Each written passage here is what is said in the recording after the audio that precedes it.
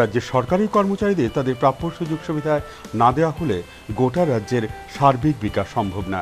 বিজেপির কর্মচারী সংগঠন ত্রিপুরা রাজ্য কর্মচারী সংঘের সদর বিভাগীয় কমিটির সম্মেলনে প্রদেশ সভাপতি বিপ্লব দেব এই মন্তব্য করেন।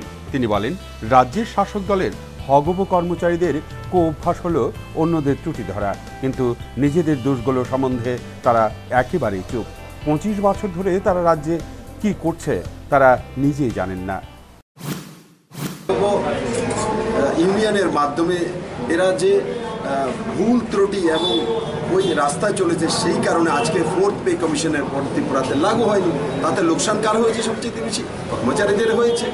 আজকে নিশ্চিত ভারতীয় মজদুর সংঘের যদি ইউনিয়ন ত্রিপুরাতে থাকতো আগে থেকে, তো ত্রিপুরাতে এই পর্যন্ত 7th পে কমিশন লাগু হয়ে যেত। বাকি দেওয়া, অফিসে না গিয়ে পার্টি অফিসে বসে থাকা, ভাওতাবাজি করা, ওর পেছনে লাগা, এইসব তো কাজ করেছে। স্বাভাবিকভাবে এদের মধ্যে আছে মানসিকতা যে আমরা তো কাজ সঠিকভাবে করিনি, তার জন্য আর কী করব। তার জন্য এদের যে নেতৃত্ব ইউনিয়নগুলি সেইভাবে মেলার মাঠের প্ররোচনায় 25 বছর যাবৎ ত্রিপুরাতে এই দুরবস্থা করেছে। বিজেপির প্রদেশ সভাপতি আরও বলেন, শাসক দলের হগব কর্মচারীরা হেসে খেলে অফিস ফাঁকি দিয়ে দিন কাটাচ্ছেন। কর্মচারীদের উন্নয়নের দিকে তাদের কোনো খেয়াল নেই, অথচ রাজ্যের কর্মচারীরা 7ম পে কমিশন থেকে বঞ্চিত। ইউনিয়নের মাধ্যমে এরা যে ভুল ত্রুটি এবং ওই রাস্তায় চলেছে, সেই কারণে আজকে 4th পে কমিশনের পর ত্রিপুরাতে লাগু হয়নি। তাতে লোকসান কার হয়েছে? সবচেয়ে বেশি কর্মচারীদের হয়েছে।